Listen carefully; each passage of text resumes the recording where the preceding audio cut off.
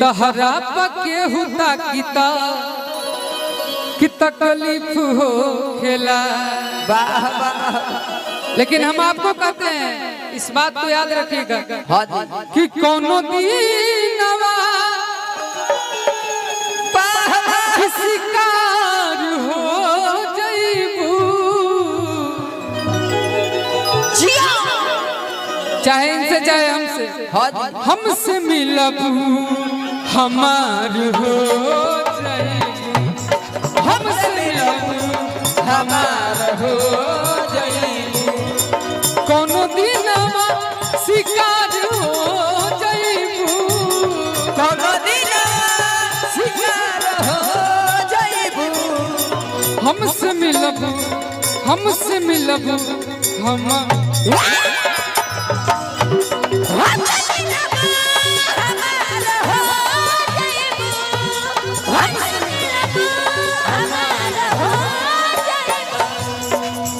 अखिया लड़ल जब से दिल में करार नहीं थे, अखिया लड़ल जब से दिल में करार नहीं थे, हम कैसे कभी हमके तोहरा से प्यार नहीं थे, हमके तोहरा से प्यार नहीं थे, अखिया लड़ल से दिल में करार नहीं थी, अखिया लड़ल जब से दिल में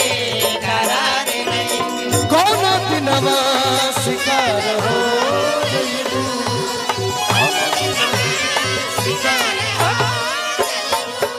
बिल्कुल यही में भैया बजावे हो तू माने आना, हो तू माने आना, माने मारा परवा के भैया के जीजा जी हुए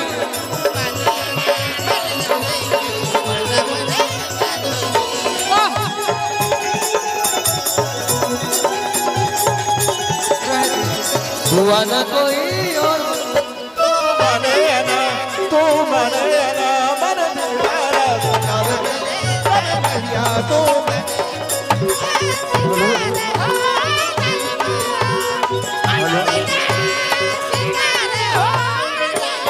बिक्कू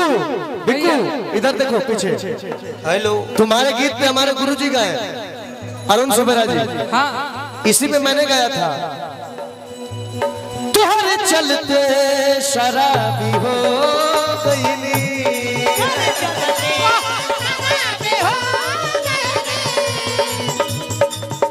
सबना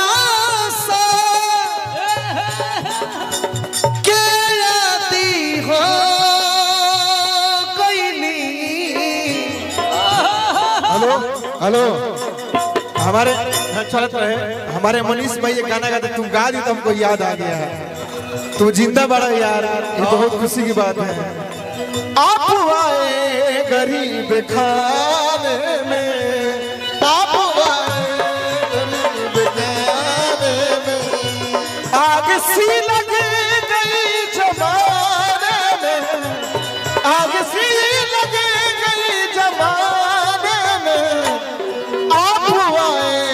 गरीब खाने में, आप आए गरीब।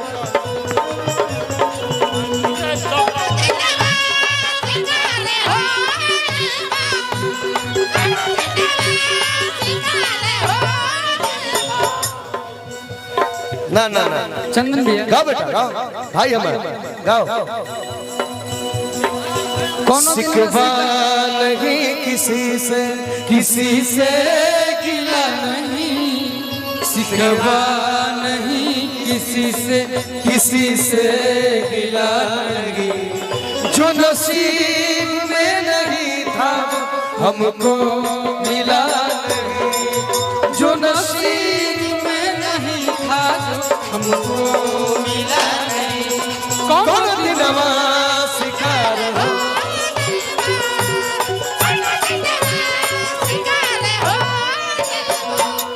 बिक्कू एक होली बहुत अच्छा गाता है